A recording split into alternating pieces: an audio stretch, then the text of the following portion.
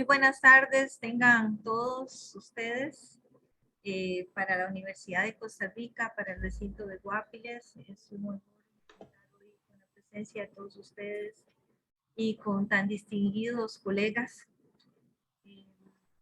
Bueno, hoy nos reunimos en este conversatorio alrededor de dos temas que son de mucha importancia para nuestra carrera, que van a tener, que ya están desde ya teniendo mucho impacto en la forma en que registramos y que hacemos nuestros registros contables, que tiene que ver con el blockchain y los criptoactivos. Para eso, el día de hoy contamos con una presencia de colegas de la Universidad del Territorio de Uruguay, a quienes les doy la cordial bienvenida. Quiero además agradecer a doña Carolina Azuaga, a quien tengo que agradecer mucho porque ha sido un artífice importante en que estemos hoy todos reunidos en esta actividad. Carolina, muchas gracias por la generosidad de estar hoy con nosotros compartiendo y la de tus colegas. Así que bueno, y esperamos que esta sea la primera de muchas actividades conjuntas que podamos tener en este hermanamiento. Iniciaremos entre la Universidad del Territorio y la Universidad de Costa Rica. Y especialmente también quiero agradecer a los colegas que nos van a exponer el día de hoy de la Universidad del Territorio, a don Gabriel Budiño. Don Gabriel es colega, contador público, es máster en sistemas de información y doctorado en sistemas de la Universidad de Buenos Aires. Don Gabriel también es coordinador académico del posgrado en sistemas de información de las organizaciones y gestión de empresas. También es autor de numerosos artículos y publicaciones y ha dictado conferencias en su especialidad tanto en Uruguay, en Argentina, Colombia, Chile, Ecuador y ahora en Costa Rica, ¿verdad? Así que ya lo podemos agregar también ahí. Doña Flavia Fernández, contadora pública, también nos contribuirá hoy, es máster en gerencia y administración y doctoranda en contabilidad de la Universidad de Buenos Aires, encargada de la asignatura de blockchain y contabilidad, y ha dictado conferencias y ha participado en paneles de diversas instancias, tanto nacionales como internacionales. Nos acompaña también don Martín Núñez, contador público, tiene un posgrado en contabilidad y maestría tributaria, doctorando en contabilidad de la Universidad de Buenos Aires, encargado de la asignatura de contabilidad 3, autor de un libro en esta especialidad y ha dictado conferencias y ha participado en paneles a nivel nacional e internacional. Bienvenido también, don. Gracias. Doña Sandra Garín, abogada, escribana, máster en abogacía digital y nuevas tecnologías por la Universidad de Salamanca de España. Ha dictado conferencias y ha participado en paneles a nivel nacional e internacional.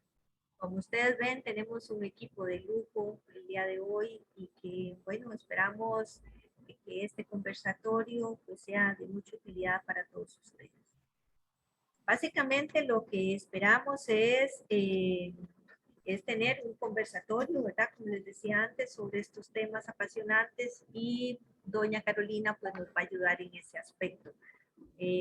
Nosotros vamos a estar a cargo de lo que son las preguntas que ustedes puedan realizar en el Facebook o que puedan realizar a través del chat. Entonces, la idea es que podamos tener este conversatorio entre los invitados y a partir de ahí, pues ustedes tienen sus consultas, pueden ir haciéndolas a través del chat del Zoom. Así que, doña Carolina, bienvenida y bienvenida una vez más todos los colegas que están aquí, engrandeciendo nuestra profesión de contadores públicos y pues la dejo a usted para no, ustedes son los invitados hoy, así que los dejo en esa participación. Muchas gracias. Bueno, muchas gracias, Rosa. Primero, agradecer en nombre de la Universidad de la República que haber tenido esta oportunidad de estar compartiendo con ustedes. Como bien decías, esperemos que esto sea un camino sin retorno. que sea el primer paso de tantas cosas que tenemos para compartir, ya sea nosotros con ustedes y ustedes seguramente, no tengo la más mínima duda que nos van a tener mucho para aportar también en nuestra universidad. Estamos hoy para hablar de blockchain. Y tengo entendido, por lo que me comentaste, que hay mucho estudiante de grado y que deben estar ansiosos por escuchar sobre criptomonedas y hablar de Bitcoin. Bueno, Todo lo que viene. controlen su Sí, ansiedad, estimados y estimadas estudiantes, porque blockchain es mucho más que eso. Vamos a ir explicándoles la lógica que tiene esta tecnología y recién con el tercer orador vamos a entrar en los temas de las criptomonedas. Pero van a ver que precisamente es un potencial enorme y es un cambio en los paradigmas de la contabilidad. Es decir, nos cuestiona muchas bases sobre lo que tenemos. Así que, Rosa, si te parece, comenzamos entonces perfecto. Sí, sí, iniciemos. dándole la palabra a Gabriel Udiño. Gabriel, comenzá explicándonos y explicándole al público de qué hablamos cuando hablamos de blockchain. Gracias Carolina, obviamente gracias también a Rosa. Es un placer para nosotros estar acá. Yo siempre digo en este tipo de eventos de que muchas veces en Latinoamérica desaprovechamos esto de tener un idioma en común, que no es nada menor, y que deberíamos tener como muchos más intercambios de este tipo. O sea que bienvenidos a esta oportunidad de contar algunas cosas sobre las cuales venimos reflexionando, pero también de escuchar comentarios y preguntas de ustedes, o sea que sobre el final vamos a dejar un espacio para eso, o sea que estén atentos y atentas a compartir y agregar información y no quedarse simplemente con lo que expongamos nosotros. Porque obviamente nos metemos en un tema que es complejo, cuando uno tiene que definir una tecnología nueva, disruptiva como blockchain, es un desafío. Y por lo tanto, vamos a tratar de ir sumando ideas sobre este tema de manera gradual para que todos y todas nos podamos llevar una buena idea no solo de la tecnología y obviamente no en detalles técnicos, informáticos, pero sí en lo conceptual de los impactos que además tiene en la profesión contable, que es lo que más nos interesa, ¿no? Entonces, lo primero es definir blockchain, como me pedía Carolina, y después de este preámbulo, sí, ya me meto de lleno, es bueno, que hay que entender que es una tecnología que lo que nos va a permitir es llevar registros de cosas, ¿sí? De distintas cosas, llevar registro de una manera distribuida, ¿sí? Cambiando bastante la forma en que generalmente guardamos información, accedemos a ella y generamos confianza de la información guardada, ¿no? Históricamente nosotros trabajábamos con sistemas que conocemos como centralizados. La contabilidad en general es un sistema centralizado, es decir, tenemos un único lugar donde se almacena información y esa información después es consultada respecto a ese mismo lugar donde se almacena. Y cuando hablamos de blockchain vamos a cambiar un concepto mucho más complejo, que son los sistemas descentralizados, porque la información va a estar replicada en un montón de nodos de una red, ¿sí? La Y eso misma implica información. desafíos. Exacto, la misma información va a estar replicada por todos los nodos o los integrantes de esta red de información, ¿no?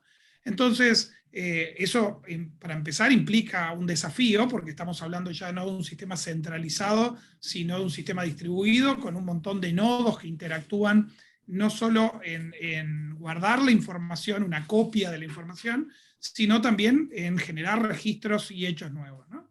Y para eso el concepto que usa blockchain es este concepto de una cadena de bloques. Es decir, que la información se va a ir guardando en bloques y esos bloques se van a poniendo uno tras otro como si fuera un tren, que es una metáfora que ha usado Flavia muchas veces, que es esto de como que cada bloque es un vagón de un tren que se engancha uno tras otro para conformar este sistema de información, esta forma de agrupar información.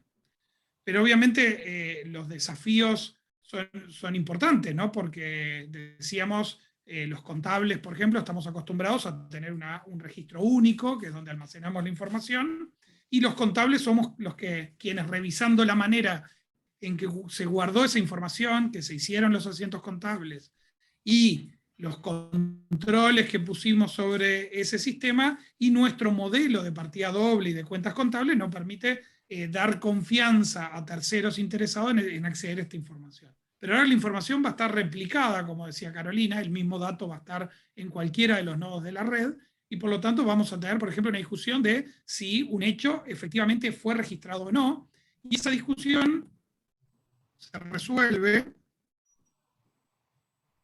Ahí me había perdido en un segundo la pantalla y pensé que se me había apagado la computadora, pero no.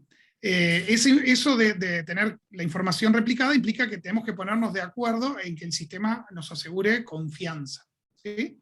Entonces, para eso, el sistema este de blockchain lo que hace básicamente es pensar en ir guardando la información como si fuera un libro contable, es decir, los datos se van almacenando uno tras otro en estos bloques de información, pero para asegurarnos que los datos no se puedan modificar y que los datos a su vez estén en el orden correcto, utilizamos herramientas criptográficas en lo que se llama un hash. ¿Eso es un hash? Exactamente. ¿Vas a explicar el hash? Si no me dejan preguntarte.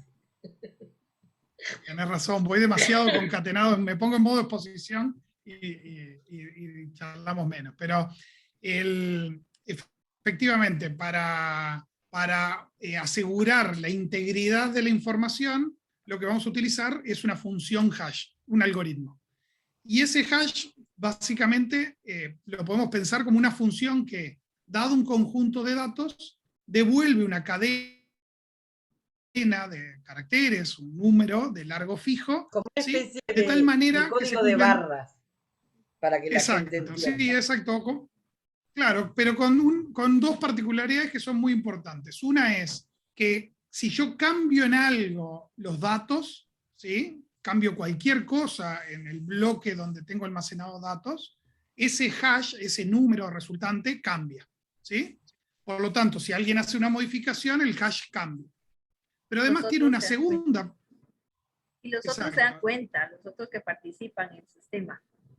Exacto, ¿por qué? Porque si todos tenemos una misma copia de los datos con un hash determinado y alguien hace un cambio, va a tener un hash diferente.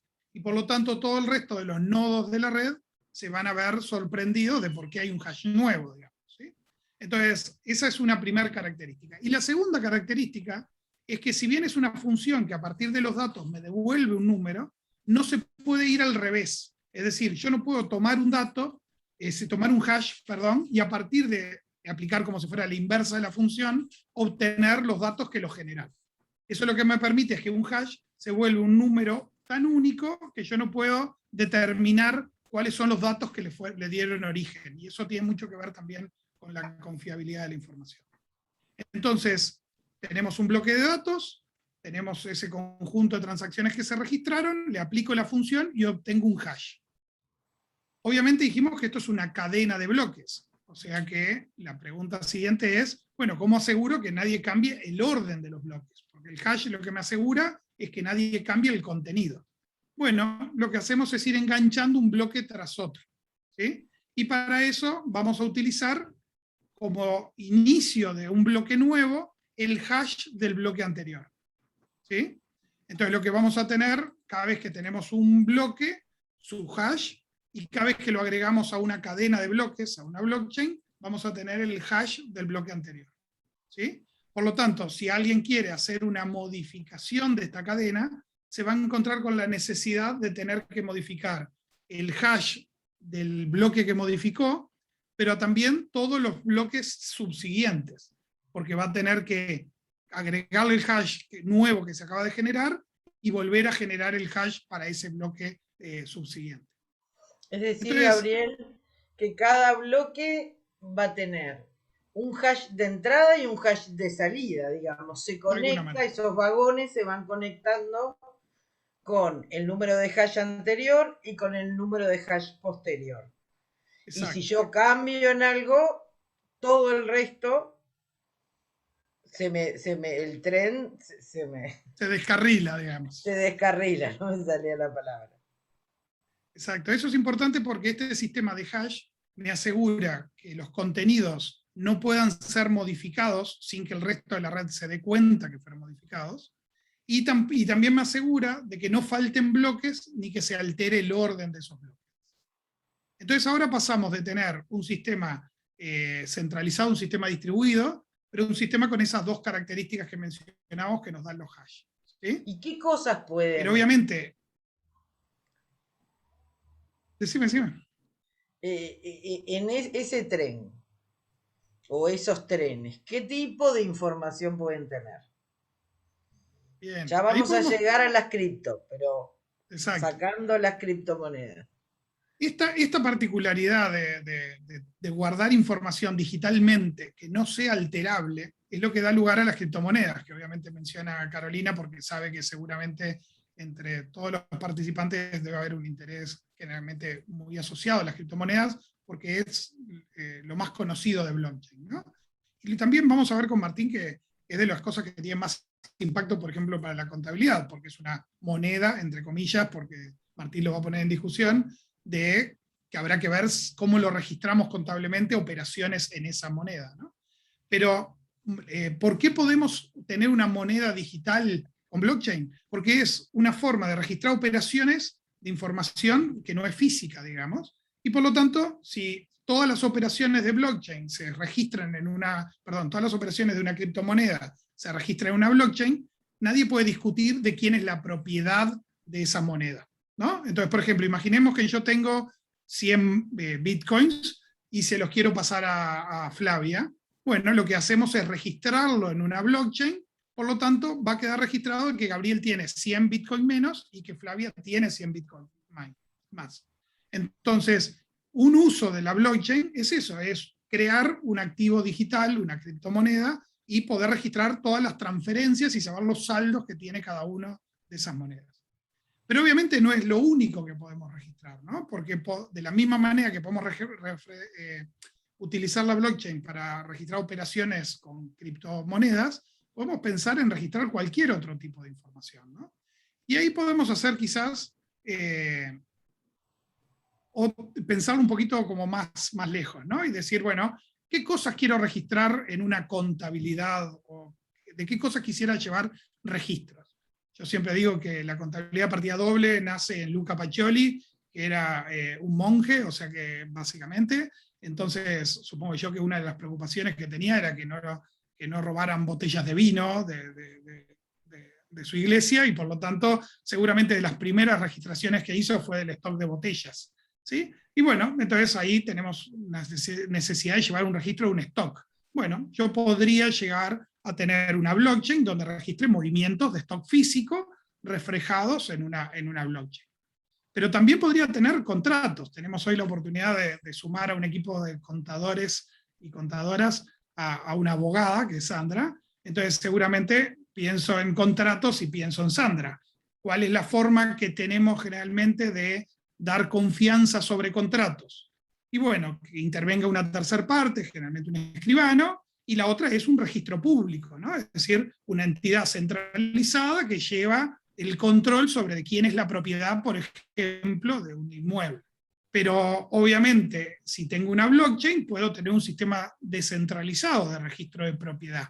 Y también podría tener contratos que representen acuerdos entre partes, ¿sí? Y en la particularidad de que como son en formato digital, puedo asociarla a eso a acciones digitales. Imaginémonos que tenemos un contrato que dice que si está, que pasados 90 días vamos a hacer público de que ya rompimos la relación contractual que tenemos, Sandra y yo, ¿no? Hacemos un acuerdo, registramos ese contrato y decidimos que pasados 90 días deja de existir nuestra relación como tal, contractual. Bueno, yo podría decirle a esta blockchain que pasado esos 90 días mande automáticamente un mail a un montón de gente informándole eso. Y no tengo que esperar a que alguien mande el mail, eso ya está embebido en la propia blockchain. Por eso se le llaman a veces contratos inteligentes, lo cual la inteligencia hay que ponerle bastantes comillas, simplemente es poner reglas asociadas a esos registros de contratos.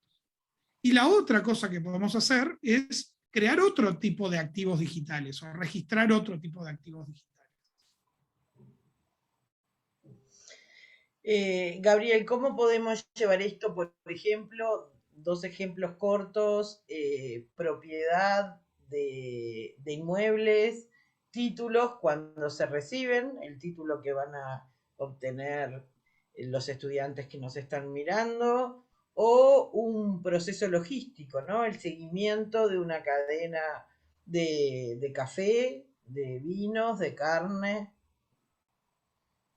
Son muy buenos los casos que vos planteas, Carolina, porque en realidad el mundo de blockchain, digamos, se puede dividir al momento de representar activos digitales en dos grandes grupos. En lo que llamamos token fungibles y token no fungibles. ¿Sí? Los tokens fungibles tienen la particularidad que son intercambiables entre sí. Es decir, que un token u otro me da lo mismo. Token como definición de un activo digital, la representación digital de un activo. Un activo en el sentido amplio, más allá de la contabilidad. Entonces, un título universitario, como decía Carolina, podría representarse en una blockchain a través de un token, es decir, un archivo único que describe ese activo que es un título universitario, ¿sí? A ese objeto en el mundo real, ¿sí? Entonces, a ese objeto en el mundo real le vamos a asignar el concepto de un token en la red blockchain. Ahora, obviamente no es lo mismo el título de Gabriel que el título de Flavia, por más que los dos sean títulos de contadores. Esos serían tokens no fungibles, es decir, no intercambiables entre sí y que se consideran únicos. Los tokens fungibles es una categoría para, por ejemplo, las criptomonedas. Me da lo mismo tener este Bitcoin que este otro Bitcoin, ¿sí? Entonces, los tokens fungibles sirven, por ejemplo, para representar activos como las criptomonedas, lo que le llamamos payment tokens o tokens para procesos de pagos, los security tokens, que son para representar, por ejemplo, participaciones accionarias, o los utility tokens, que sirven, por ejemplo, para el financiamiento colectivo de proyectos. Esos son los tokens fungibles. Y los no fungibles, los que a lo mejor pueden haber escuchado alguna vez, porque en los últimos tiempos estuvieron como muy de moda por su sigla en inglés NFT, ¿sí? Los tokens no fungibles lo que representan son activos únicos. Entonces uno podría, por ejemplo, decir un título universitario, como bien decía Carolina, es un token, es un NFT, ¿sí? Y por lo tanto, como se registra quién es el que tiene asignado ese token, lo podemos consultar en una blockchain, es decir, la universidad, en lugar de un sistema centralizado donde todos tienen que venir a consultar si Flavia tiene un título universitario en esa base centralizada de la universidad, podríamos tener un sistema descentralizado donde cualquiera pueda acceder a cualquiera de los registros de blockchain para verificar quién tiene ese título universitario. Pero Carolina hacía otros ejemplos, ¿no? Decía una cadena logística, por ejemplo, ¿no? Es decir, bienes físicos que cambian de propiedad y de los cuales queremos trazabilidad de por dónde anduvieron, ¿sí? Por ejemplo, pasa con la producción de objetos, que es valioso conocer su origen y su movimiento. Uruguay es un país cárnico, interesa mucho dónde se produjo esa carne y cómo fue la cadena de frío y todos los pasos que pasaron hasta el plato de alguien que quiere comer un muy buen pedazo de carne, ¿sí? Entonces, ¿qué podemos hacer? Bueno, representar el producto con un token no fungible y registrar todos esos movimientos en una blockchain. Pero el principal cosa que hizo que se volviera como muy novedoso es que la gran dificultad que teníamos no era para representar activos físicos reales del mundo real, sino activos digitales, ¿sí? Como por ejemplo, registrar la propiedad de, no sé, un dibujo hecho a nivel de software, digamos, ¿no? Un dibujo hecho completamente digital. Porque ¿de quién era la propiedad? Si es algo que se puede copiar n veces, ¿sí? Cuando yo te mando un archivo a otra persona, yo le mando un archivo a Martín, Martín lo recibe, pero yo no dejo de tener una copia de ese archivo. Bueno, yo podría representar un dibujo, una obra de arte hecha en formato digital, con un token no fungible, y si yo le paso el archivo a Martín, pero además le quiero pasar la propiedad, lo que hago es registro en una blockchain esa transacción. Entonces ahí lo importante es que estamos pasando del mundo real al mundo digital, pero también empezando a poder gestionar activos digitales. Y eso es el segundo componente transformador de esta historia que les queremos contar y que ahora vamos a ir bajando para otros rincones de este asunto, ¿no? Es decir, por un lado, un sistema de registro descentralizado, donde podemos lograr confianza, donde podemos lograr seguridad, donde podemos lograr inmutabilidad de la información, donde esa confianza es indiferente de los actores que participan de la red, porque la confianza está dada por el propio sistema y no por quiénes son los integrantes de la red, generando el concepto de libro distribuido. Y ahí estoy seguro que Flavia nos va a poder acercar, digamos, más ejemplos de cómo convertir en la práctica esto de un libro distribuido, ¿no? Es decir, cómo pasar del concepto de tecnológico de una cadena de bloques y los hash y toda esa historia, a transformar los procesos productivos o a transformar la forma en que llevamos registro e ir un poquito más allá, ¿no? Muy bien, Quizás, Gabriel. Flavia, podés sumarte para contar algo más. Muy claro, una introducción que apabulla, ¿no? En cuanto a todas las cosas que puede hacer blockchain. Es sorprendente las posibilidades que esto da, los cambios de paradigmas que tenemos. Y también cambia la contabilidad. La contabilidad por sí misma. Y bueno, y para eso me gustaría que Flavia nos contara. Precisamente te dio muy buena entrada, Gabriel, hablando de Luca Pacioli y su registro de las botellas de vino. Así que te dejo la palabra, Flavia, para que básicamente comiences contándonos y estos trenes, esta cadena de vagones. ¿Alguno de ellos puede ser o puede tener relación directamente con la contabilidad? Muy bien, en realidad entendemos que sí, justamente lo que Gabriel nos compartió recién en cuanto a que podíamos encontrar distintos casos de uso de esta tecnología, como planteó el de la trazabilidad, el de la logística, en la medicina a través de los registros médicos, o el seguimiento de la vacuna COVID, que es lo que hoy está vigente y en lo que estamos hoy viviendo todos en esta pandemia. Pero nos vamos a pensar, nos vamos a centrar en realidad blockchain como una herramienta, porque no nos olvidemos que esto es una herramienta más, que estaría al servicio de la contabilidad y la auditoría. Como dijo Gabriel, hoy los registros, ¿cómo llevamos hoy la contabilidad? Acá tenemos unos cuantos alumnos recientes de la carrera de contador. Todos sabemos que los registros o la teneduría de libros la hacemos a través de la famosa partida doble, esa partida doble que efectivamente surgió en la época del Renacimiento en Italia y que se terminó formalizando. Quien concentró ese cambio de paradigma en ese registro, en esa acumulación de información, fue a través de Lucas Pacioli. ¿Y qué cosa nos da la contabilidad de doble entrada? Lo que sabemos hacer, lo que ustedes están aprendiendo también, es bueno, hoy nos permite realizar una transacción, de manera de que una vez que la celebramos, la registramos en dos cuentas, de formas de débito y otras de crédito. Y eso le permite a las distintas organizaciones o empresas, ¿qué cosa? Confiar en sus propios registros, en tanto que para hacer válida esa información de sus libros contables frente a terceros, ¿quién es el que le da confiabilidad a esa información? Ahí es donde surge el rol del contador, que viene con el sombrero de auditor, que tiene que ser ese auditor, ese profesional auditor independiente, que termina verificando toda esa información financiera en los estados financieros y termina dándole un grado de confiabilidad a la misma. Y eso es hoy el lenguaje de la contabilidad moderna. ¿sí? Es donde hoy se reflejan todos los estados financieros y todo esto. Bueno, si bien la tecnología sí ha contribuido en la agilidad de estos registros, de la forma de hacer también los mismos, sigue siendo en una base de partida doble.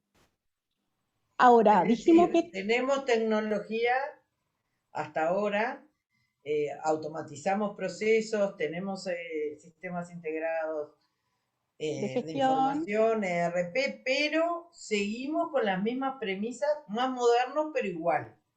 exactamente. Sigue siendo el mismo lenguaje en el cual los contadores comunicamos la información. Por otro lado,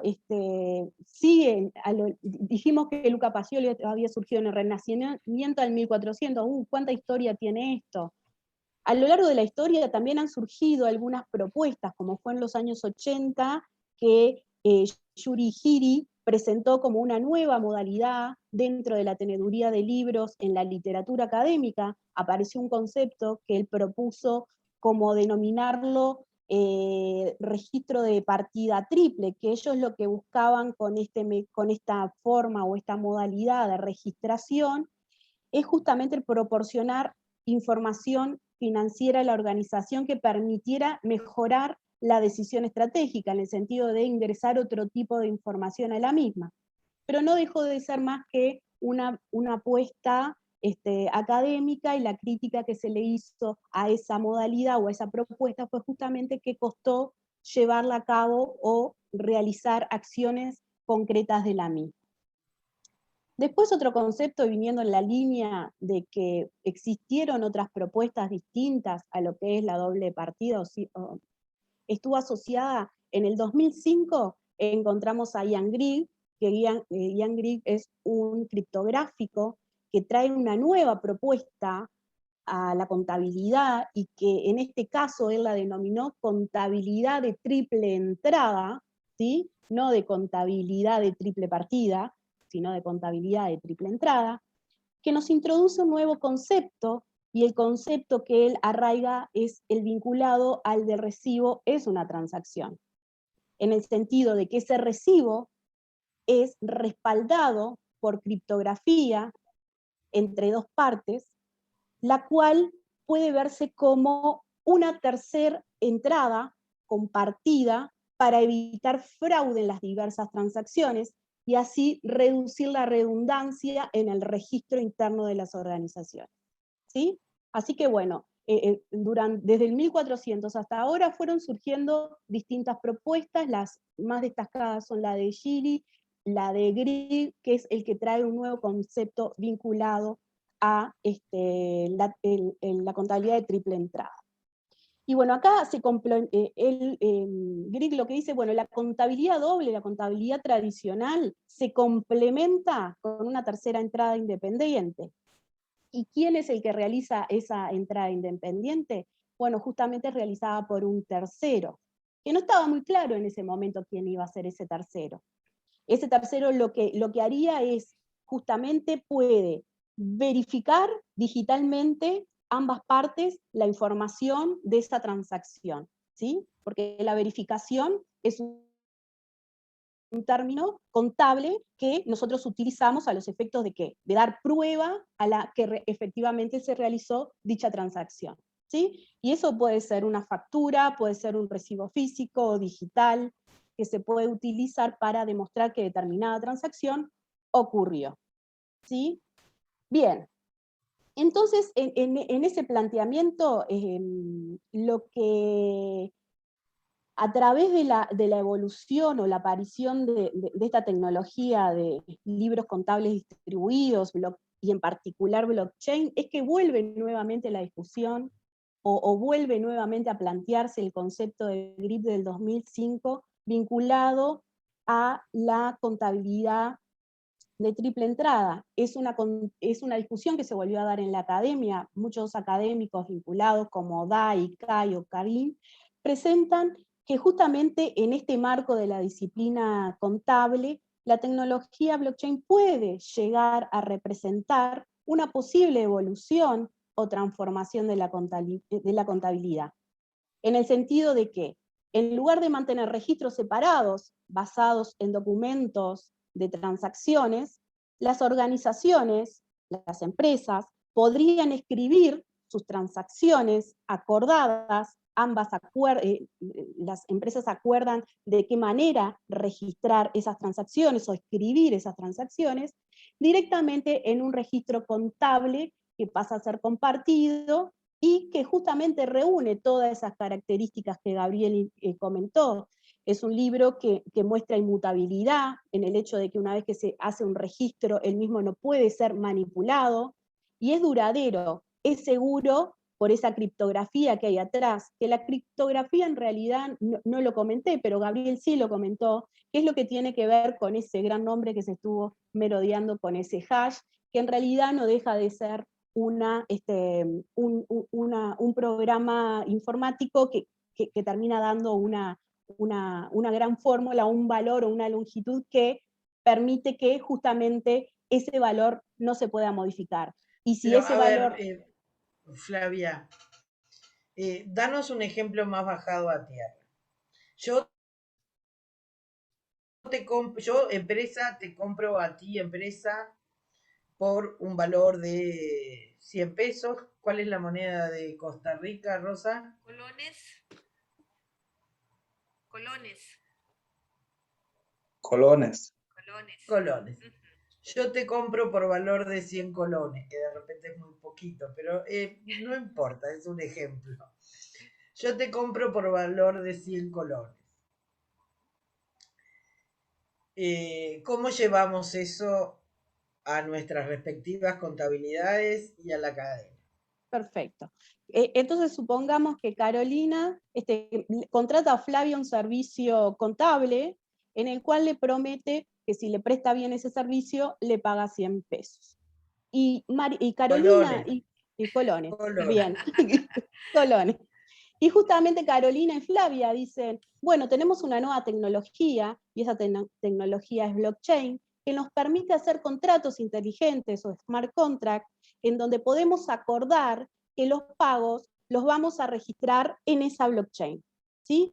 De esa manera, cuando Carolina reciba el servicio de Flavia, donde le prestó ese servicio profesional y acordó pagar esos 100 colones, informa, ¿sí? en ese contrato, que llamamos en ese contrato inteligente, lo que hace es informar que Flavia cumplió excelentemente ese servicio contable, y por lo tanto automáticamente se procede a realizar el pago del mismo.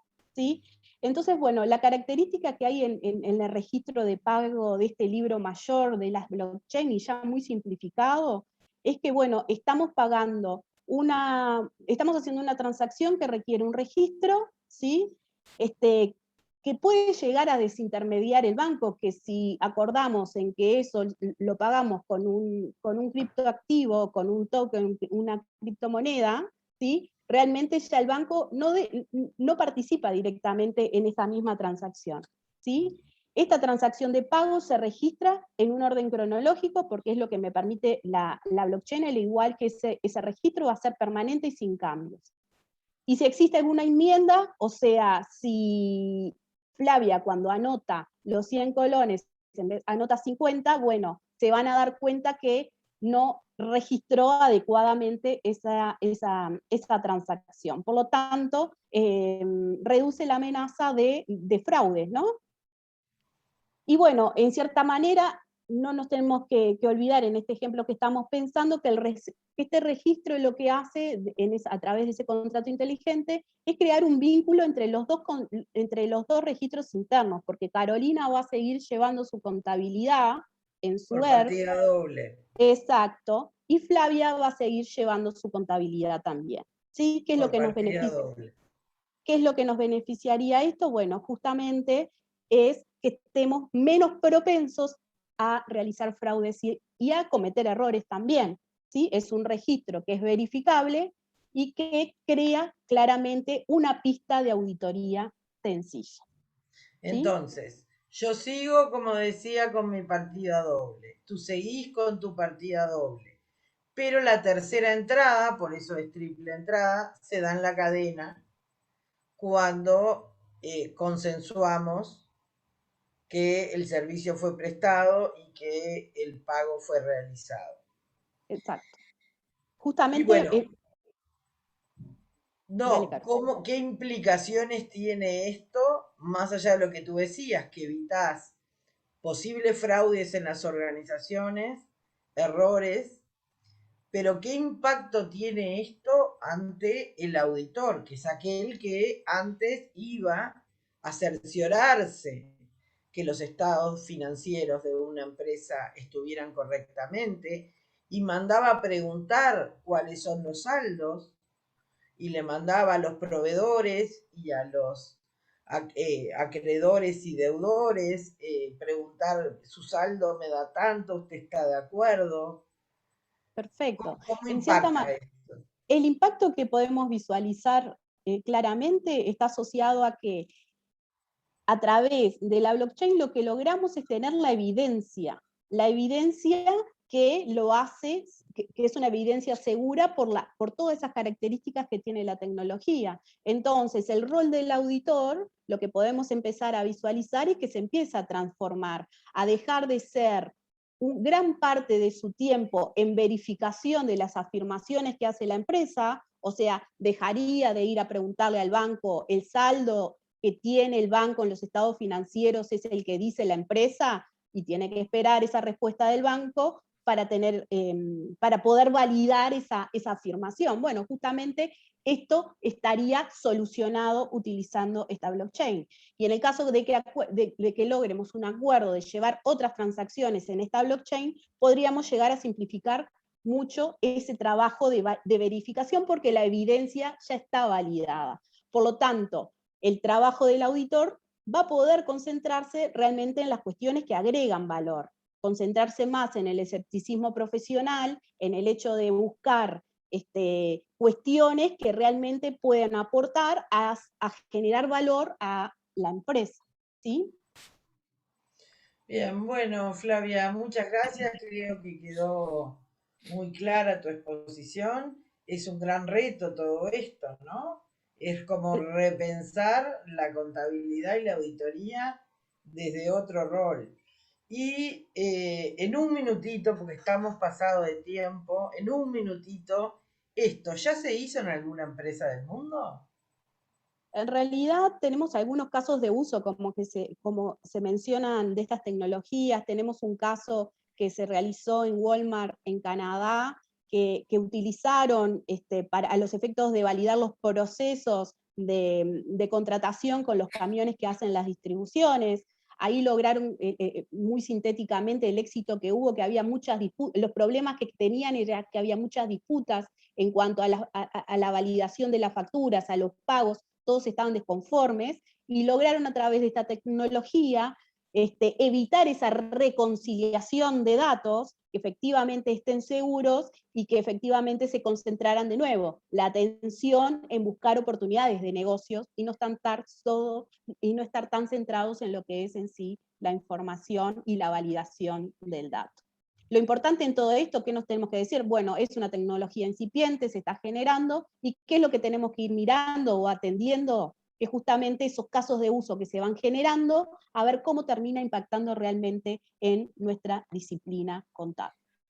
Y en Noruega también tenemos casos, ¿no? Exacto, en Noruega tenemos un caso que también están utilizando la tecnología bajo esta filosofía de Grieg, que lo que buscan es justamente a través de la blockchain ir generando o ir dejando rastros de sistemas, o evidencia, mejor dicho, de auditoría.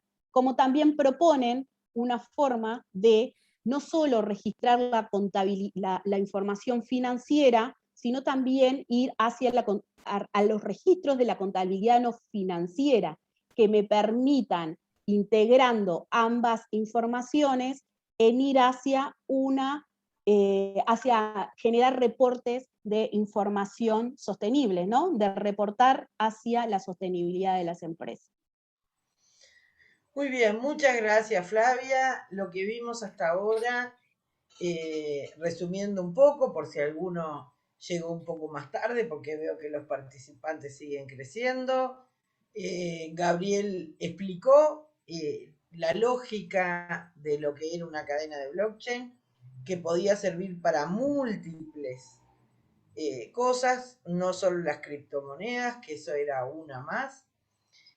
Flavia luego habló específicamente de cómo esto va a terminar impactando en la contabilidad con una lógica y una cabeza un poco distinta, con esta triple entrada que nos cuestiona ese modelo de partida doble solamente, que no es que se abandone, sino que se potencia con una entrada adicional, cómo va a cambiar el rol del auditor, pero eso es algo que está empezando. Hay ejemplos y es lo que supuestamente se tiene. Ahora, hay muchísimas empresas, la mayoría de ellas, no están pensando en cambiar su contabilidad a este modelo. Todavía quizás ni sepan. Van a ser ustedes los que van a tener que asesorarlos el día que ejerzan como profesionales y contarles que existe un modelo como más sofisticado que termina ahorrando costos de auditoría, incurren en otro tipo de costos, pero les da mayor certeza, etcétera, etcétera. Lo que les va a preguntar el empresario de hoy en día es, parece que tengo que aceptar criptomonedas. ¿Qué es eso? ¿Tengo que poner Mastercard, Visa y el logo de Bitcoin en la puerta? Y si pongo eso, ¿qué hago después? ¿Cómo lo contabilizo? Eso es un problema que ya existe, ya está arriba de la mesa y muchísimas empresas están aceptando criptomonedas, que es uno de los trenes de los que hablaba Gabriel, que son las criptomonedas. Entonces, Martín, ¿qué le decís a un empresario que te venga a decir, ¿tengo que aceptar criptomonedas? ¿Qué hago con esto? Porque que es un medio de pago y que se utiliza, ya está. Ahora, ¿cómo mira esto la contabilidad? ¿Y qué le dirías a un empresario que te diga, necesito, mi competencia acepta Bitcoin, yo también. Tengo que hacerlo, si no salgo del mercado. Bueno, ¿cómo están? ¿Andan bien?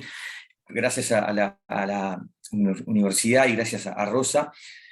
Bueno, a mí me tocó la parte contable, ¿sí? Y explicar un poco lo que decía Carolina, cómo hace la empresa cuando recibe criptomoneda. Yo lo primero que quiero hacer son dos paréntesis antes de entrar a la normativa contable, que capaz que algunos de los alumnos están esperando eso. Gabriel ya explicó muy bien que las criptomonedas son un tipo de criptoactivos. Eso es importante, no es lo mismo, ¿no? O sea, son un tipo de criptoactivos. Y lo segundo que quiero empezar a aclarar es si las criptomonedas son dinero, antes de entrar a la parte contable específicamente. Y bueno, siempre el dinero se dice, chiquilines, que tiene tres grandes funciones el dinero. Primero, servir como medio de cambio, ¿sí? Para cambiar cosas. Bueno, esa función del dinero, en lo personal entiendo que no se cumple porque, salvo en El Salvador o salvo en Venezuela, no hay países que hayan aceptado o que hayan hecho que las criptomonedas o el Bitcoin o lo que sea, que el Bitcoin es un tipo de criptomoneda, sea de uso generalizado, sea moneda legal. Por lo tanto, creo que en cualquier país del mundo no son de uso generalizado y por lo tanto esa función que tiene que servir el dinero como medio de cambio no se cumple en el 100%. La otra función que tiene que cumplir el dinero es que tiene que permitir ser portador de valor, permitir el ahorro. Y con la fuerte volatilidad que tienen todas estas criptomonedas, eso tampoco se cumple en un 100%. Pero la tercera característica, que yo entiendo que no la cumple y esa es muy difícil, es el dinero, chiquilines, tiene que servir como unidad de medida para darle valor a las cosas. Entonces, si yo, con ese cambio de que surge de valor, mi moneda, que tiene que ser una moneda, tiene que ser constante, cambia de valor continuamente, no me va a servir esa moneda para decir cuánto vale esto, cuánto vale eso, si esa moneda cambia de valor. O sea, pierde la función que tiene el dinero. ¿Sí? Entonces, o sea, imagínense ustedes en estado financiero, vamos a empezar a entrar en contabilidad. ¿Para qué sirve la moneda en el estado financiero? Para medir los distintos hechos y elementos de los estados financieros. Entonces, si esa moneda cambia continuamente, ¿cómo van a comparar lo que les costó los sueldos de un mes con los sueldos de otro mes si esa moneda cambió? Se pierde la comparabilidad. Obviamente que esto no es un tema solo de las criptomonedas, ¿no? O sea, en economías hiperinflacionarias también pasa eso, y por algo las normas internacionales de contabilidad me hacen ajustar los balances por inflación. ¿Sí? Pero bueno, entonces, ante la pregunta de hoy en día, ¿las criptomonedas cumplen las funciones de dinero? Bueno, a nuestro entender, no lo cumplen, ¿sí?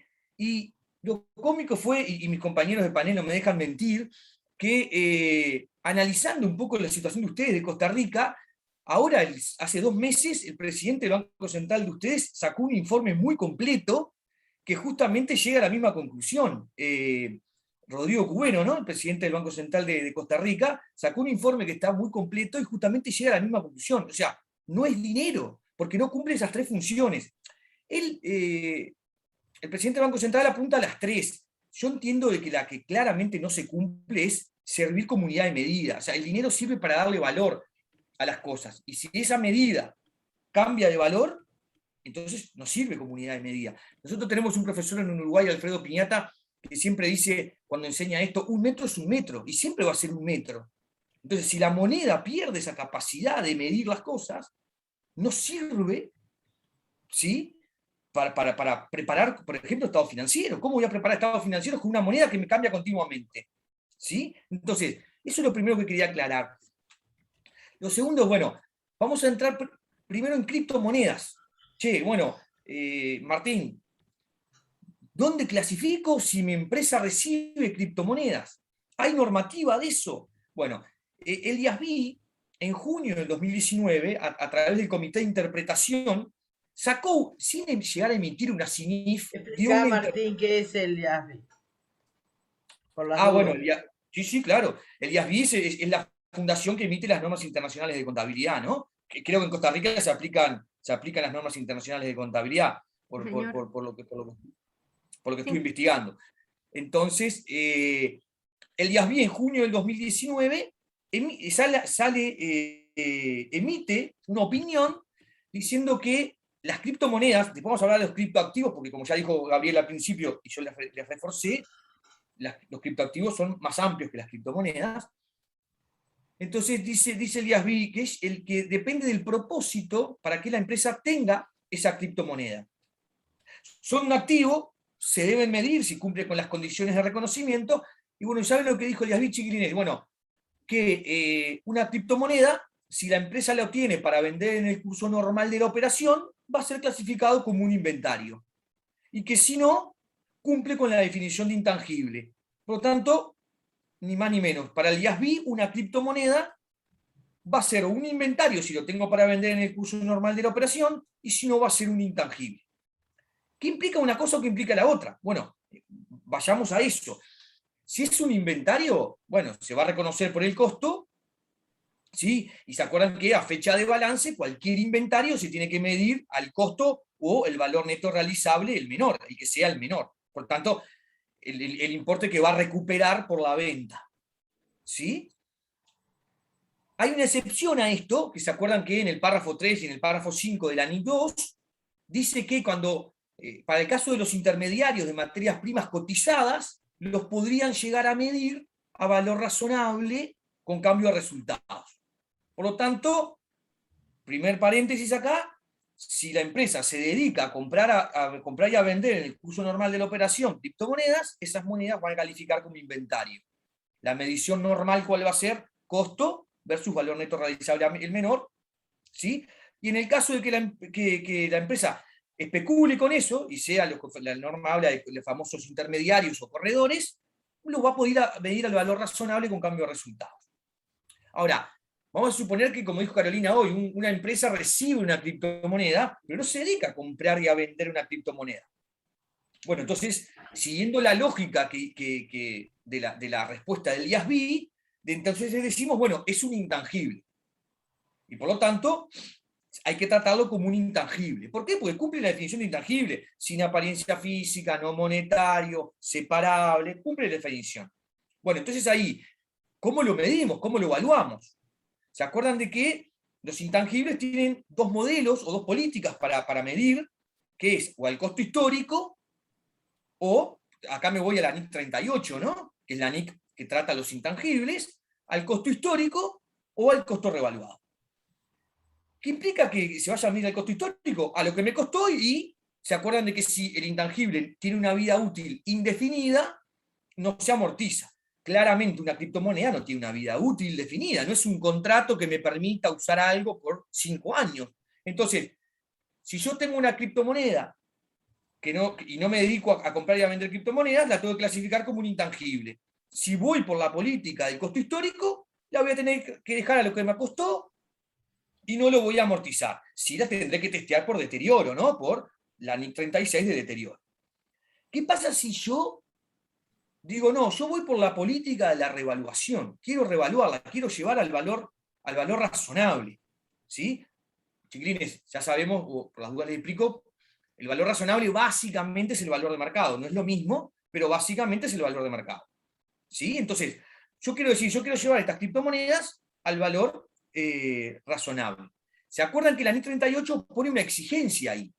Que los intangibles que se lleven a valor razonable, tiene que haber un mercado activo, con todo lo que implica, de acuerdo a la NIF 13, que es la que trata valor razonable, que existe un mercado activo. O sea que ahí tendrán que empezar a cuestionarse si existe un mercado activo, con todas las condiciones. Y ahí la podrán llevar a la criptomoneda. Supongamos que a ustedes el Bitcoin les entró por $50.000 y hoy vale 60, podrán llevar y entienden que hay un mercado activo para el Bitcoin, podrán llevar esos $10.000, subir esos $10.000. Pero ojo, que se acuerdan que la revaluación, en el caso de los intangibles, ese incremento de valor se vuelca al patrimonio, es un otro resultado integral, no se vuelca a resultados. Esto, y ya me adelanto una opinión mía muy personal, es porque claramente la NIC 38 no debería de aplicar acá. ¿Por qué? Es decir, el IASB lo ha dejado, está como unos pasitos atrás, digamos, ¿no? Y sí, Carolina, mira, te cuento esto para que te des cuenta. ¿Por qué? Porque el IASB lo que hizo fue como decir, bueno, ¿dónde puedo enchufar esto? Y dijo, ¿puede ser dinero? No, dinero no. ¿Puede ser equivalente de efectivo? No, porque tiene mucha volatilidad. O sea, fue como tratando de ver dónde podía enchufar de acuerdo a las definiciones que tenía. Y llegó o a que era inventario o a que era intangibles. Pero acá hay, en mi opinión, y esto es muy personal, hay errores que ya se están viendo que como los colegas nuestros de distintos países no lo comparten. Por ejemplo, en Colombia, el Consejo Público de Colombia dijo que no había hoy en día ninguna categoría en las normas que abarcaran las criptomonedas. Claro. Miren lo que hizo México. México fue el primer país que legisló y sacó una NIF, porque vieron que en México también se llama NIF, para las criptomonedas. ¿Pero qué dijo México? Dijo, bueno, el cambio del valor razonable de las criptomonedas no la voy a llevar a patrimonio, las voy a llevar a resultados, porque entiendo que la gente por lo general tiene las criptomonedas como inversión. Entonces, si puedo medir con cierta fiabilidad ese valor razonable, con determinadas jerarquías, la llevo a resultados. Por lo tanto, ya se empezó a demostrar con como una moneda extranjera, básicamente. Como una moneda extranjera, exactamente. No le llamemos diferencia de cambio, llámale diferencia de tenencia, llámale como quieras, pero como otra moneda. Entonces, ahí se está demostrando que la legislación que están haciendo los otros países, como que el IASB lo enchufó en esas dos categorías, pero porque la NIC 38 está pensada para intangibles que generan flujo de fondos por su uso. Y no es el caso de la criptomoneda. Entonces, bueno. Menos cuando uno la recibe como medio de pago. Exacto. Claramente. ¿Y entonces, en Europa, Martín? Bueno, en Europa se enfocaron más no solo a las criptomonedas, sino a los criptoactivos. Y ahí es a donde voy a entrar ahora.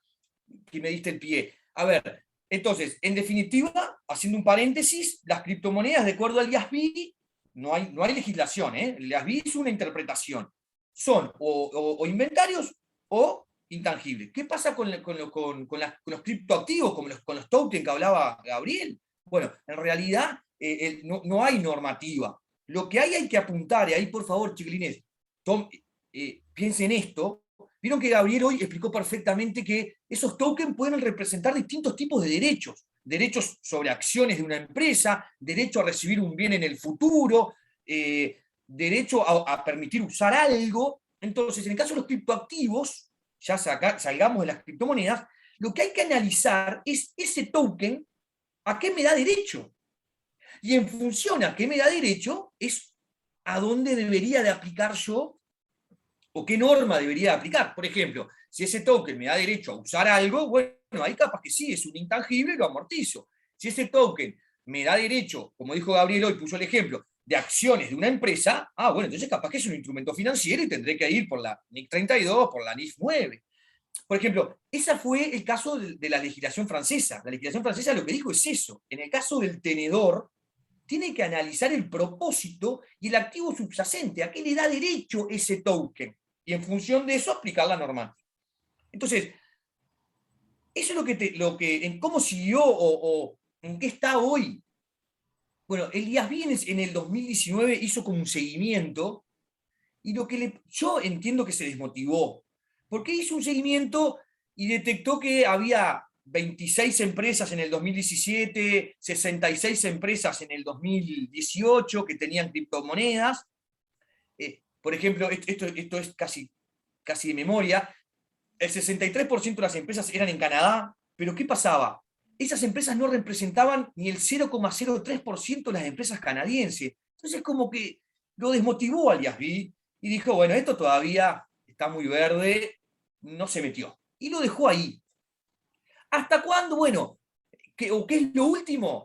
Con respecto a lo último es las normas de Estados Unidos, que ahora el 20 y pico de septiembre terminó, o hasta el 22 de septiembre esperaba comentarios de los distintos participantes en los estados financieros. Salió a preguntar a los emisores, a los usuarios, a los analistas, qué entendían o cómo les podía afectar los criptoactivos. O sea que en Estados Unidos, el FAS, ahora en 20 y pico de septiembre, cerraba un ciclo de reclutar información.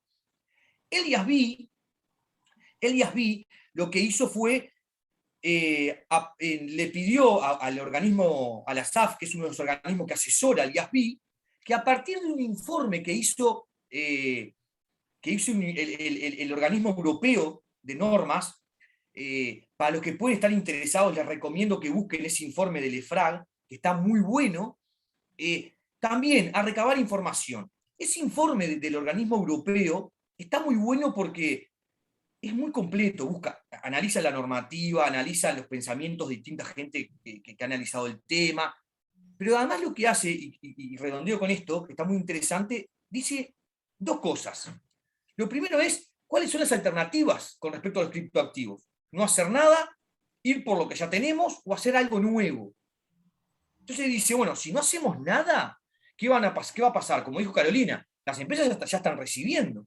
Y si no hacemos nada, ¿qué va a pasar con las empresas? Y cada una va a hacer lo que quiera. Entonces ahí vamos a perder comparabilidad, lo cual no está muy bueno, dijo. Dice esa posición. Otra posición es decir, bueno, agarremos las normas que tenemos y las adaptemos. Eso tiene pros y contras. Tiene el pro de que, bueno, ya tienes el avance escrito y es retocar. Pero hay quienes critican esa posición porque dicen, che, si tocas lo que ya tenemos, capaz que algo que ya está funcionando bien para esos elementos de los estados financieros se pueden ver afectados. Y lo otro fue, bueno, hagamos una norma nueva. Pero ¿cuál es el tema? Ahí, el hacer una norma nueva tiene la ventaja de que vas a legislar solamente para los criptoactivos, para las criptomonedas. Hay gente que dice que esto puede ser perjudicial porque, chiquilines, no sé si ustedes saben, pero la NIF 15 demoró 16 años en salir. Se empezó a discutir en el 2002 y se hizo vigente en el 2018. Entonces, si demoramos 16 años, imagínense, con este avance, quienes defienden que no hagan nada, también tienen la postura de que esto, como está avanzando continuamente, que si vamos a legislar, capaz que terminamos legislando mal. Entonces hay opiniones para todos lados, y algunas hasta son entendibles. En resumen, el IASB, para cerrar y pasar a preguntas, en resumen, el IASB solamente emitió una interpretación sobre las criptomonedas, no sobre los criptoactivos, ¿sí? Inventarios o intangibles, tómenlo, déjenlo. Yo creo que no comparto eso en el sentido de que esas normas no están pensadas para estos instrumentos, no están pensados. Ya las normativas a distintos países se están cortando distinto, ¿sí? Y bueno, y con respecto a los criptoactivos, lo importante es analizar el activo subyacente. Hay que analizar a qué te da derecho, como explicaba Gabriel hoy al principio, ese token. ¿Sí? Y bueno, Bien. es lo que tenemos. Muchas gracias, Martín. Ya hay preguntas. ¿Cómo hay que hacer las notas? Te preguntan también por cómo, que no les quedó claro cómo conseguir el informe europeo. Pero bueno, eso lo atenderemos después. Si la contabilidad está trazada de alguna manera en regular esto, ¡buah!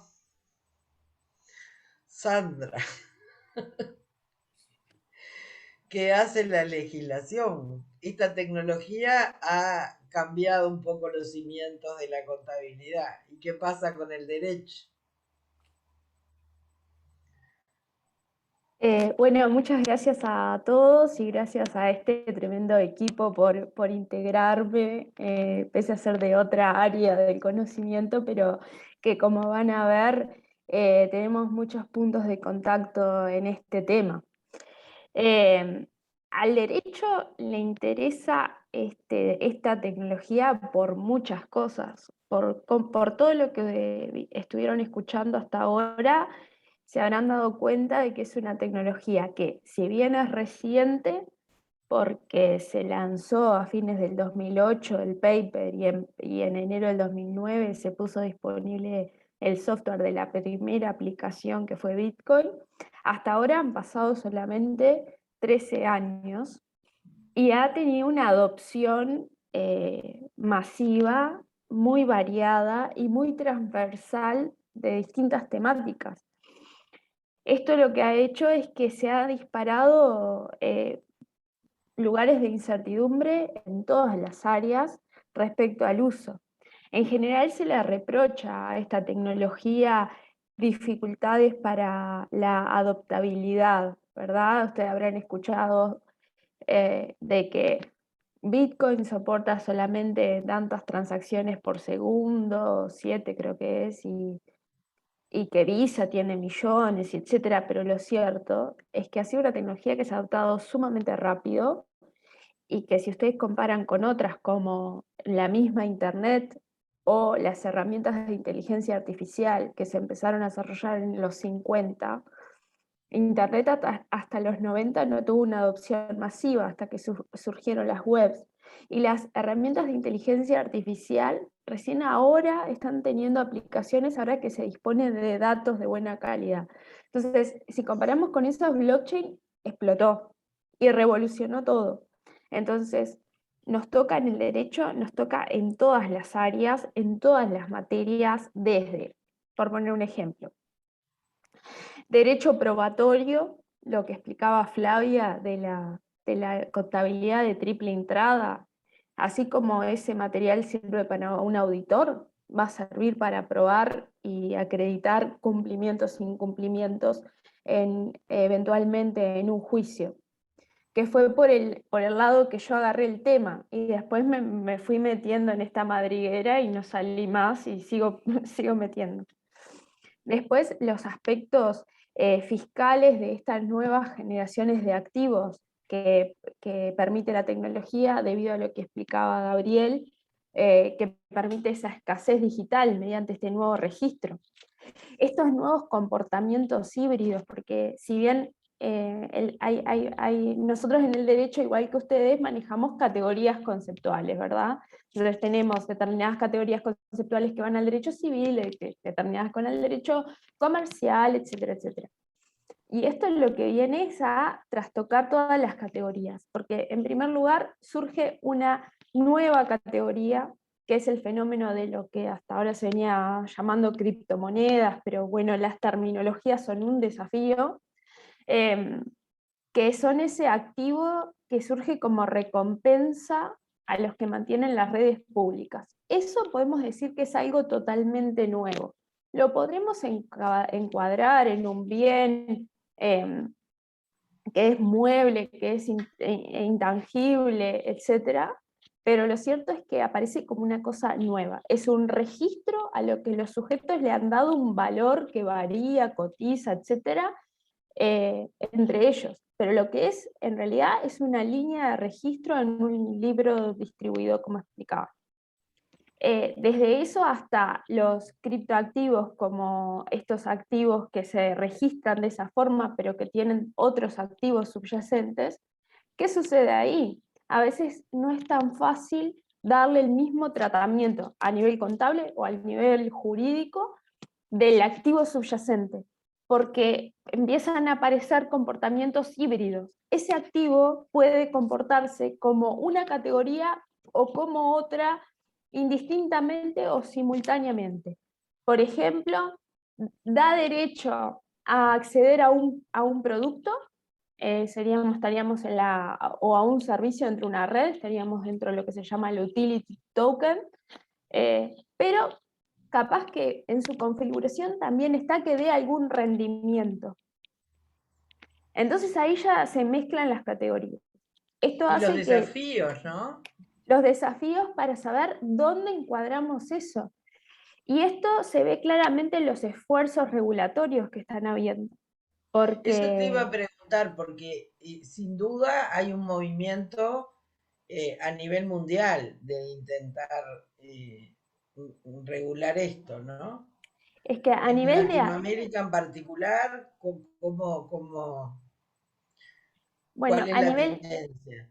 exactamente, esto viene a reforzar muchas cuestiones que ya se estaban viendo y que se están viendo, por ejemplo, con los Pandora Papers.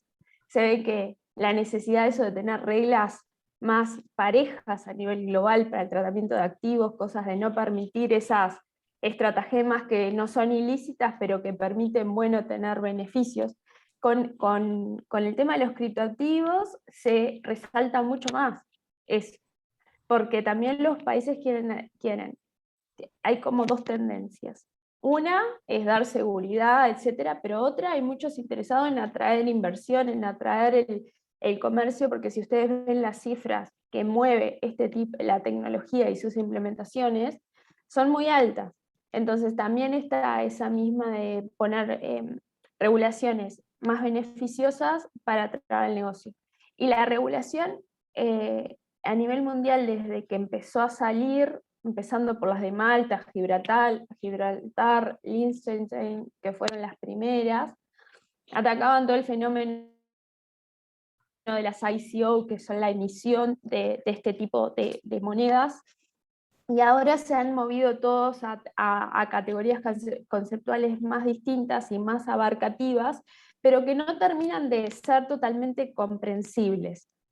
Tenemos a nivel regional, desde la estrella que ha sido la estrella de la prensa, que es la ley de Salvador, la ley Bitcoin, a los cuales se le está prestando mucha atención, y que a nivel contable tiene desafíos también, porque salieron las directivas del Banco Central de cómo se iba a aplicar, y bueno, vemos desde eso hasta, por ejemplo, nosotros, que no tenemos ninguna norma concreta en Uruguay, sí hay 2 proyectos de ley, y recientemente hubo un comunicado del Banco Central del Uruguay que, para poder hablar del tema, hizo una definición de activos virtual como todo activo que se transacciona en un DLT, es un Distributed Ledger Technology, que sería como el género y blockchain la especie. Digamos, DLT es toda la tecnología y blockchain es un tipo de tecnología DLT.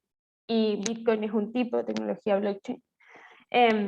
Pero lo cierto es que esa terminología, si queremos ser sistemáticos a nivel regulatorio, esa definición también es corta en el sentido que nosotros ya tenemos activos virtuales. Los bonos digitales son activos virtuales, solamente que se transaccionan y se gestionan ahora de forma totalmente centralizada, pero son activos virtuales. Entonces nosotros tendríamos que se está dificultando el ser sistemático, y también la regulación que tiene esa aspiración de ser longeva, de vamos a regular para siempre, hay que acostumbrar, el regulador se tiene que acostumbrar que en este tema va a ser complejo, porque los modelos de negocio nacen y mutan totalmente, muy rápido. Por ejemplo, las stablecoins, que son por diseño, tienen todo un entramado de otras monedas, de otros tokens subyacentes, que es lo que le hace mantener el valor estable, que es bastante difícil de clasificar eso. ¿Qué es? Porque a veces se afirma en muchos escritos y incluso en antecedentes de normas, las stablecoins tienen que tener el tratamiento de dinero fiduciario porque están respaldados por dinero fiat, pero ese es un tipo de stablecoin. Ese es el caso donde la tecnología se usa para hacer una emisión de dinero digital tal como está regulado. Pero hay otros tipos que son más parecidos capaz que a un derivado financiero. Entonces, todas estas categorías conceptuales están bastante complejas en que la regulación la termine de entender. Además, recientemente hubo un gran conflicto, pero encontronazo entre la industria cripto y los reguladores de Estados Unidos, cuando sacaron tienen un proyecto de ley de infraestructura, se llama The Infrastructure Act, que lo que hace no termina de entender conceptualmente qué es un minero, qué es un proveedor de una tecnología, de una wallet. Porque, ¿qué pasa? Las tecnologías distribuidas, especialmente las públicas, para poder hacer ese tratamiento que hacen, desdibujan todas las figuras que habían, que nosotros teníamos en nuestro entendimiento.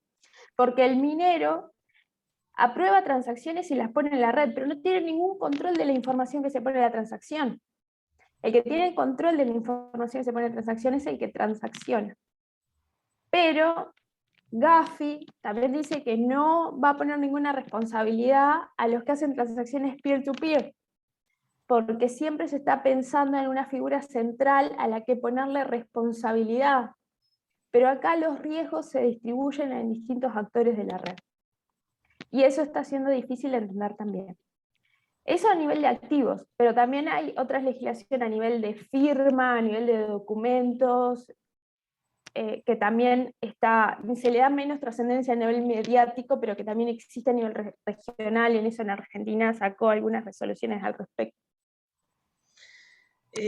Sandra, no te puedo decir muy clara tu exposición porque hay gente que no debe saber lo que es peer-to-peer o lo que es un minero, pero Sí, muchos sí lo deben de saber. No da el tiempo de entrar en cada Es que concepto, no da pero el tiempo, claro, en una exposición lo que tan tiene que corta. quedar, claro, lo que tiene que quedar es que hay incertidumbre.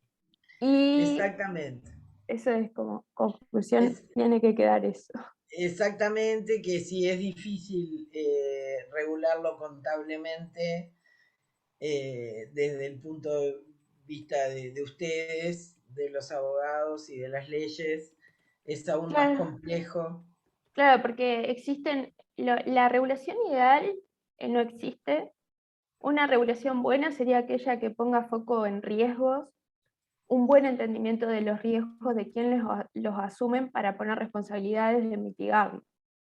Entonces, un entendimiento de eso es fundamental, por ejemplo, para la normativa de control de lavado de activos, que nosotros en gran parte de los países no hay, en Latinoamérica. No está claro, el tema de las transferencias transfronterizas también es un desafío, porque muchos de los niveles de compliance en eso hacen que haya presencialidad para verificar la identidad.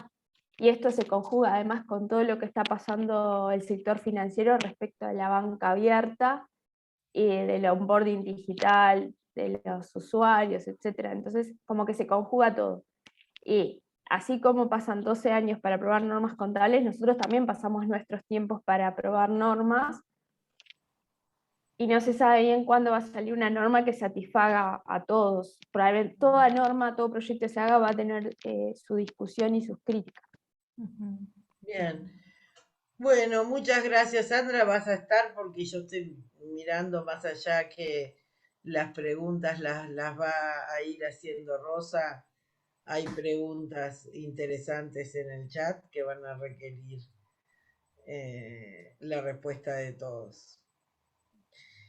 Rosa, si te parece, Ok, te cedo el puesto. ok. Perfecto, perfecto. Vamos a ver, empezamos. Bueno, hay muchas personas agradeciendo, ¿verdad? La participación de todos ustedes. Así que una vez más ahí, pues, lo, lo retomamos, ¿verdad? El agradecimiento.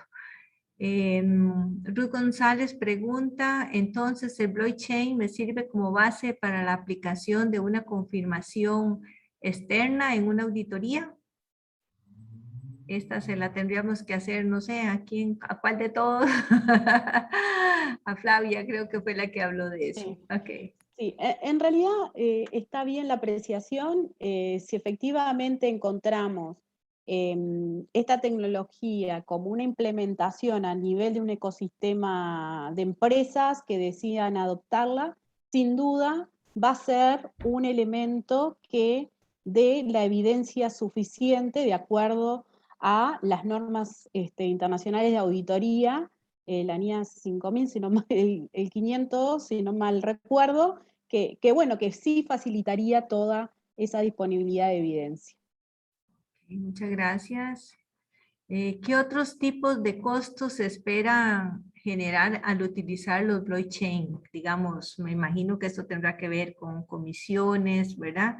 Cuando antes le pagábamos la comisión al banco, ¿verdad? Para que nos trasladara dinero de un lado a otro. Bueno, ¿cómo funciona o cuáles son los costos que hay referidos al utilizar esta tecnología? ¿Verdad? ¿De qué tipo de costos estamos hablando?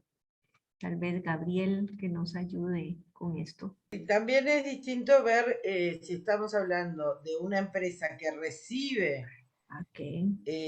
criptos como medio de pago, que funciona Ajá. de una forma no tan diferente de una empresa de crédito, de una tarjeta Ok. de crédito, Ujú. va a tener una comisión Ok. por la adquisición. Y otro tema es aquella empresa que se dedica como a, de alguna forma, a minar, que fue un algo que yo no quise entrar, pero quizás Gabriel lo pueda explicar un poco mejor, porque además Sandra lo habló Ujú. y usó ese término que estarán tan Sí. acostumbrados a escuchar del minero y que de repente es una buena posibilidad, Gabriel, para que lo Sí. comentes un poquito. Sí, a ver, lo primero es que cuando hablamos de estas redes distribuidas de blockchain, estamos en eso que Sandra decía de comunicaciones peer-to-peer, es decir, entre pares.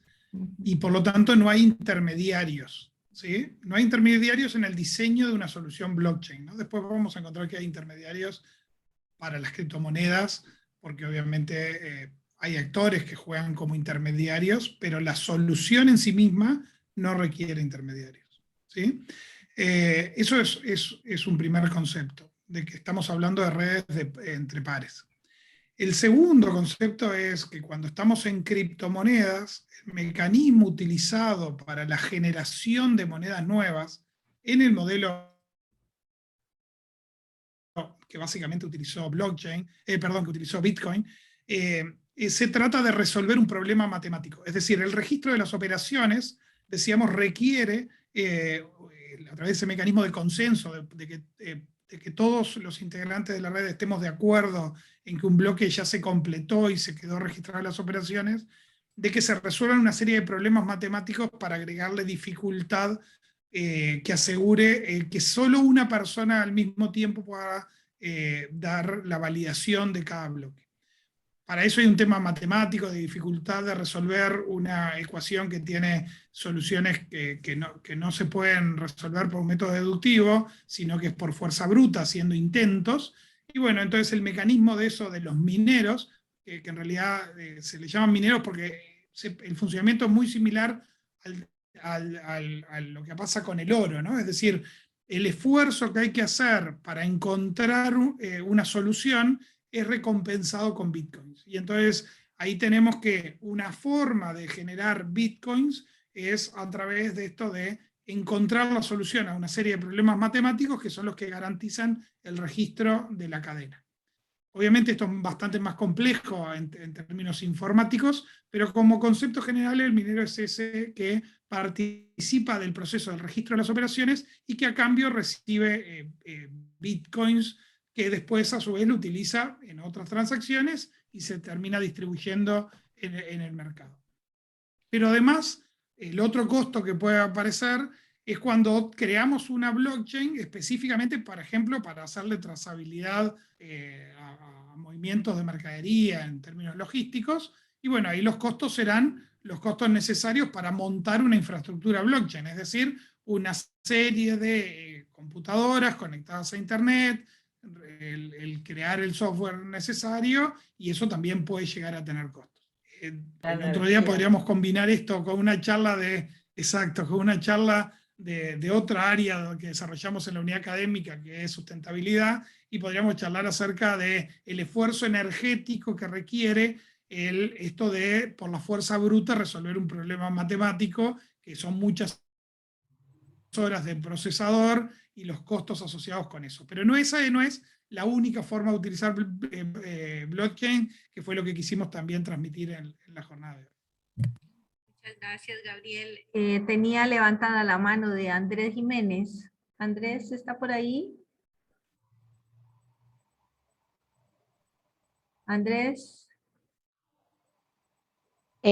Disculpen, profes. Bueno, sí hay una pregunta de Andrés Jiménez en el chat que dice cuál es el tratamiento fiscal que se está dando a las criptomonedas en los países en que se está aplicando.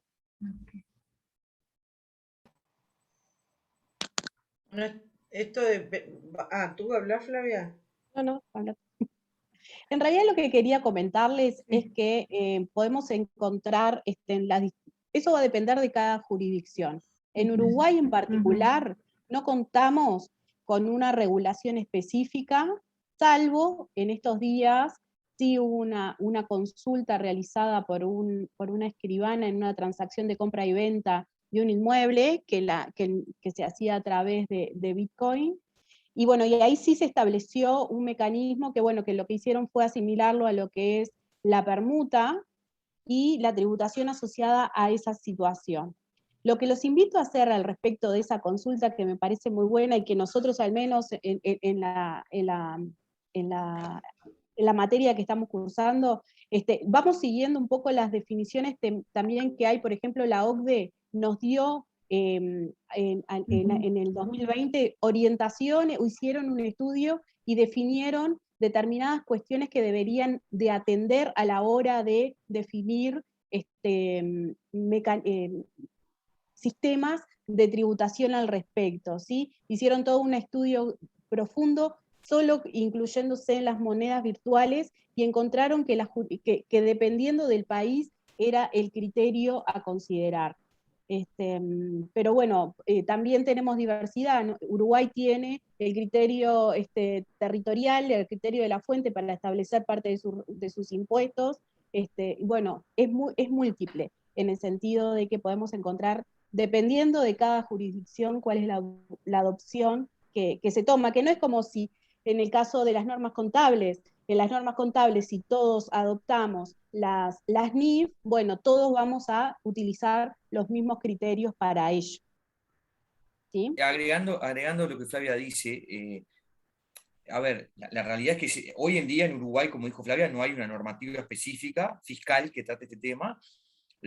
Va a depender muchísimo también, que creo de que, ya Sandra hoy comentó algo, de hasta qué posición se tome, si es dinero o no dinero. Porque, por ejemplo, en Uruguay la venta de moneda extranjera está exonerada de IVA.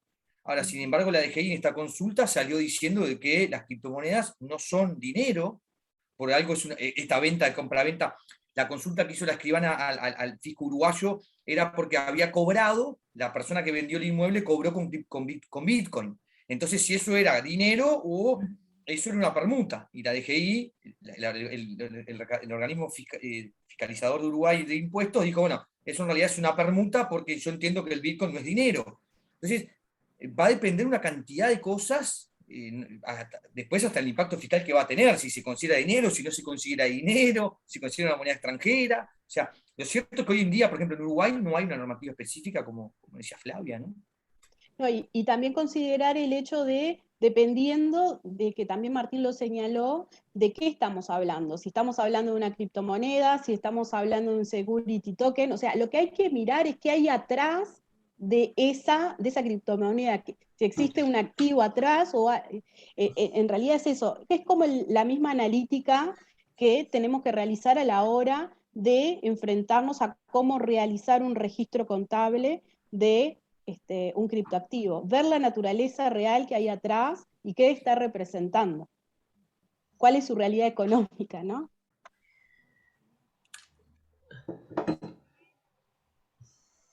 Bueno, otra consulta que tenemos aquí es ¿qué se debe informar en las notas de los estados financieros cuando se tienen criptomonedas? Martín. Bien, bueno, hay dos comentarios. Lo primero, obviamente, vamos a hablar incluso de no criptomonedas, hablemos de criptoactivos, supongamos, porque Sí. dijimos que en realidad puede ser ese criptoactivo, dependiendo del activo subyacente, puede entrar en una norma o en otra. Entonces, ahí en realidad, chiquilines, lo que van a tener que ver es las revelaciones específicas que la norma que ustedes están aplicando les exige revelar. Sin embargo, en esa opinión que hizo el IASB en junio del 2019 sobre las criptomonedas, tiró unos piques más con respecto a la divulgación y dijo, bueno, en realidad, vieron que la propia NIC 1, en un párrafo que creo que es el 112, dice que además de lo que exigen las normas, hay que revelar también cosas cuando el que está preparando los estados financieros entiende de que ayuda al lector. Entonces, chiquilines, dado los vacíos que hay, con que ya hablamos, obviamente ustedes ahí, yéndose por ese párrafo de la NIC 1, que es la NIC que habla de presentación de estados financieros, tendrán que agregar, además de las propias normas, de las propias revelaciones exigidas en las normas que están aplicando, lo que ustedes entiendan pertinente. Por ejemplo, otra cosa que van a tener que aplicar siempre, y más en este tipo de cosas, es, por ejemplo, ¿se acuerdan la NIC 10 de hechos posteriores? ¿Por qué? Porque acá los valores razonables de las criptomonedas cambian continuamente. Entonces, capaz que cuando ustedes están presentando un valor del Bitcoin al 31 de diciembre y cuando van a preparar el estado financiero en marzo, el valor razonable cambió muy fuerte, entonces como un hecho posterior de los que se revelan tendrán que revelarlo. Por lo tanto, en resumen, para esta pregunta, tendrán que analizar qué normas están aplicando en función del activo subyacente, o NIC 2 o NIC 38, como dijo el IASB con respecto a las criptomonedas, y además por el párrafo 112 de la NIC 1 tendrán que además agregar aquella nota que ustedes entiendan que tienen que agregar, porque aquí está una situación que no está contemplada, ¿no? Muchas gracias, Martín. Vamos a ver qué más información. Meli, ¿qué más información tenemos ahí?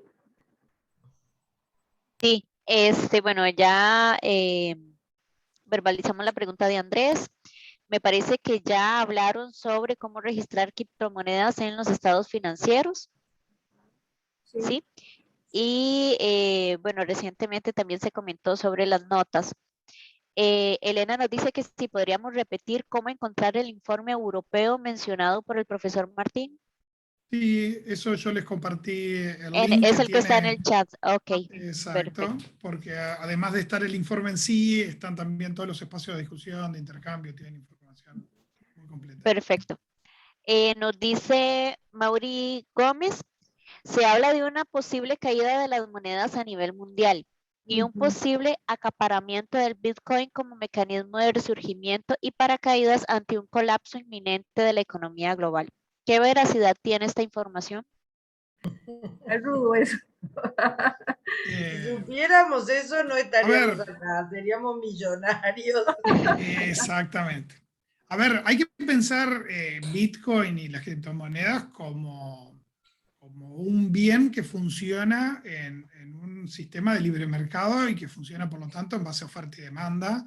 Cada vez que alguien famoso empieza a hablar en redes sociales de las criptomonedas, el precio de la criptomoneda sube por una cuestión básica de que hay más gente interesada en comprar esa moneda y por lo tanto ahí aumenta la demanda con una oferta constante.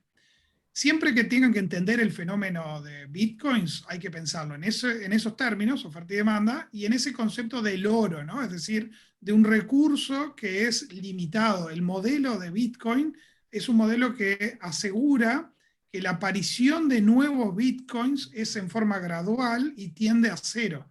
Es decir, está definido el modelo desde el origen para saber cuánto es el stock total, y como las recompensas para los mineros por encontrar soluciones a los problemas matemáticos planteados cada vez son menores, hay una cuestión de costo-beneficio que hace que ya no valga la pena seguir intentando resolver esos problemas, y por lo tanto no aparecen nuevos bitcoins, que es lo mismo que pasaría en el oro. Hoy encontrar una pepita de oro es algo tan poco probable que ya el esfuerzo está concentrado en grandes extractores de minerales que hacen algún otro tipo de minería, porque no le van a hacer solo la pena buscar solo oro, digamos, ¿no? Entonces, esto es lo mismo con Bitcoin. Entonces, ¿pueden pasar cosas disparatadas con el precio? Sí, por oferta y demanda, por no ser un mercado regulado. No hay un banco central atrás que establezca que si hay mucha demanda, se retira él del mercado, y si hay poca demanda, empieza a demandar ese banco central como forma de mantener un precio estable de una moneda. Y además No sé, tiene todo el tema perdona, de la Gabriel, que te novelería, interrumpa. decimos en Yo no Uruguay. sé qué tan común es para ustedes el dólar norteamericano. Para nosotros es una moneda que se utiliza muchísimo, no en la vida diaria, pero sí para las transacciones de los inmuebles, de los vehículos, grandes transacciones empresariales, importaciones, exportaciones, por supuesto. Y el Banco Central, le estoy explicando esto a los chicos, y a los y las estudiantes, el Banco Central opera, compra y vende para mantener una estabilidad, que a veces los gobiernos no lo logran, y bueno, y estamos, bueno, acá no hay Banco Central, es lo que está diciendo Gabriel, ¿no? Estamos en sintonía. Exacto. Y también está el tema de la novelería, ¿no? De algo nuevo que hace que también las fluctuaciones sean más importantes, porque a medida que más gente conoce de esto, se suma al mercado, o a medida que surgen dudas, se retiran del mercado, y eso hace que los precios cambien. Esto es una consulta que por ahí, conversando con algunas estudiantes, me hablaban, ¿verdad? De todo lo que hay relacionado, pero más con los blockchain en términos, bueno, y criptomonedas, ¿verdad? En términos de que como falta esa regulación, ¿verdad? Si todo lo que es la red profunda, ¿verdad? Todo lo que es el dinero del narcotráfico, el dinero, todo eso, ¿verdad? Al no tener ninguna regulación, podría tener impactos muy, muy fuertes en la economía de los países, ¿verdad? Por estas regulaciones. ¿Cómo lo ven ustedes desde ese punto de vista, ¿verdad? De que se pueden hacer transacciones nada éticas, ¿verdad? Y bueno, ahí leía un artículo de contrabando, que tiene que ver con tráfico de órganos, o sea, cosas muy, muy grises, ¿verdad? Muy oscuras. Entonces, que pueda funcionar, no hay un tercero que intervenga, solamente dos, ¿verdad? Bueno, es todo otro desafío, ¿verdad? Ahí las respuestas que dan los más fanáticos de las criptomonedas, cosa que hay que aclarar de que nosotros no lo somos. Nosotros abordamos esto desde una perspectiva única, digamos, pero no es que somos, porque pasa muchas veces de que cuando alguien habla sobre criptomonedas, por ejemplo, es desde la pasión, digamos, o de estar muy involucrado en estos proyectos. Nosotros lo abordamos como un tema de estudio académico, y por eso lo compartimos hoy. Digo esto porque nos da alguna libertad para ser críticos sobre algunas cosas. Y yo te diría de que estos más fanáticos de las criptomonedas, la mejor explicación que he escuchado sobre estos temas que planteaba Rosa es la siguiente, que es el narcotráfico, la pornografía y el lavado de activos existió mucho antes que las criptomonedas. Por lo tanto, sin duda, la regulación, sin duda, los países y los organismos que se preocupan por estos temas van a tener que encontrar formas de regular o de monitorear este tipo de transacciones, pero no va a ser es difícil pensar que esto va a ser un disparador para que aumenten esos delitos. Es decir, los delitos existen, pueden utilizar este camino, pero este camino no va a permitir o no va a hacer cambiar la cantidad de delitos que ocurran, ¿no? Entonces, sí, y esto es un tema muy importante para la profesión, que es que como profesionales de la información y de la información financiera, tenemos que empezar a conocer de estos temas porque nos va a tocar participar de procesos donde vamos a ser un actor importante en términos de regulación, de control, de auditoría, y por lo tanto tenemos que conocer de estas cosas para involucrarnos en esos procesos y no ser un actor ajeno a esa transformación digital que está vinculada a blockchain. Y yo quiero, para cerrar la charla, porque ya les hemos robado mucho tiempo, quiero repetir un concepto que fue el que dije al inicio, que esta no era una charla sobre criptomonedas, ¿se acuerdan que lo dije? Blockchain es mucho más que las criptomonedas. Tenemos claro que el tema de las criptomonedas atraen porque es lo que ha tenido más repercusión mediática, lo que se ve y lo que de repente encuentran en un comercio, en el centro comercial al que van a ver un cartelito que dice así, se acepta Bitcoin. Por lo menos en Uruguay ya está pasando, me imagino que ustedes también. Entonces, y preocupa, como yo les decía, a los empresarios. Pero lo que tiene que quedar como cierre de la charla es que blockchain es una tecnología en el que van, como bien decía Gabriel, haciendo alusión a una metáfora que usa Flavia, hay muchos trenes, cada uno de esos trenes compuestos por miles de vagones. En un tren van las criptomonedas, pero en otro tren va la vacuna COVID, en otro tren van los títulos de propiedad, en otro tren va la contabilidad, en otro tren va una cadena logística para seguir el rastreo de suministro. Esto es mucho más y los contadores nos tenemos que involucrar en este proceso desde todos esos ángulos, no solo en saber cómo registrar criptomonedas. Eso es una parte pequeña de la historia.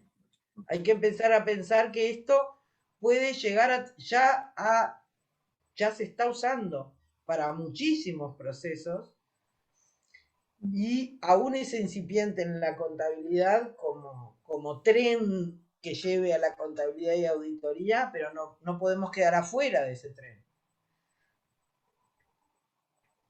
Bueno, por lo demás, agradecer